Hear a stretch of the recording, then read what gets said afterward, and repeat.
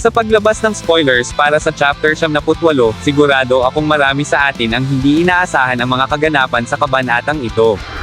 Isa sa mga highlight ay ang paglitaw ng Valkyrie na kilala bilang The Destroyer of Planets, si Legris. Kasama niya ang maalamat na sniper na si Simo Heiha, isang di inaasahang tambalan na agad nagbigay ng tensyon sa kwento. Ngunit hindi lamang ito ang nagbigay ng bigat sa kabanata.